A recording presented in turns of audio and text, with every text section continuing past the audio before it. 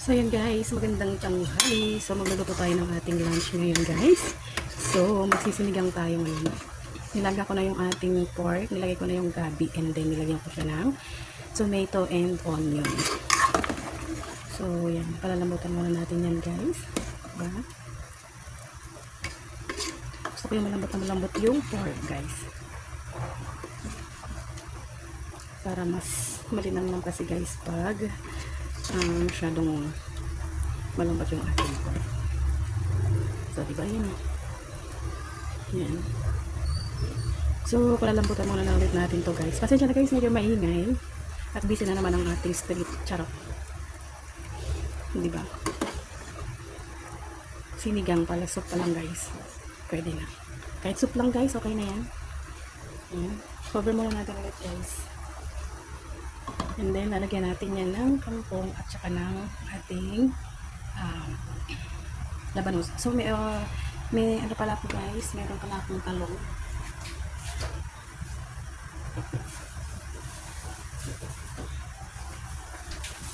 Ito na talong ako guys, lalagyan natin ng talong. Kaya guys, so, ayan na guys, nilagyan ko na siya ng sinigang sa gabi. Then, try natin kung malambot na ang ating karne. Siguro na malambot na to kasi kanina pa to guys. So, ayan. Pwede na. Tingnan natin yung asin.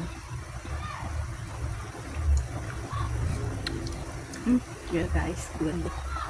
It's good na. Then, ilalagay na natin yung ating gulay. Meron tayong talong. And then, meron tayong labanos at ang ating talan. Yung ating kangkong. So, sabay-sabay natin itong ilagay. Kasi pare-pares lang naman din yung madaling maluto guys.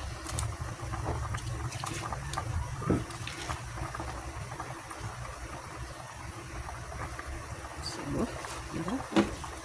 Simpleng ulam. Simple ba yan guys? Pero sa akin kasi gulay lang okay na.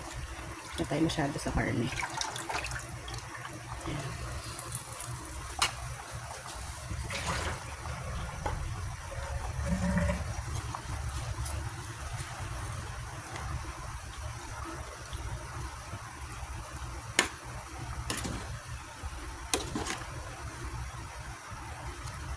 So, lutuin muna natin ng konti guys. Pakulan muna natin yan. So, yan, pwede na yan. Pwede mo ng konti.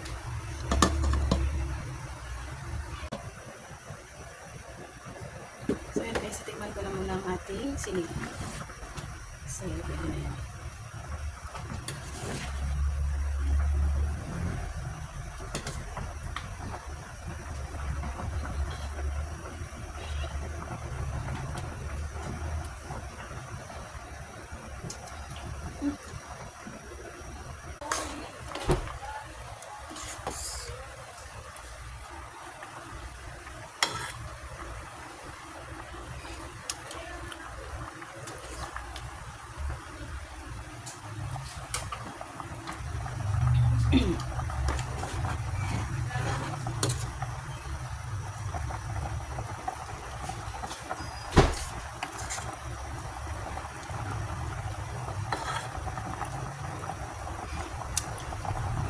Okay, sabi mo.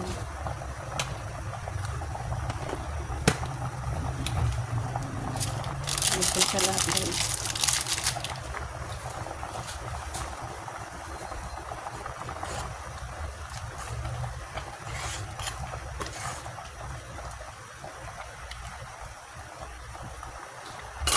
So yun na guys ang ating ulam. Thank you for watching. Bye!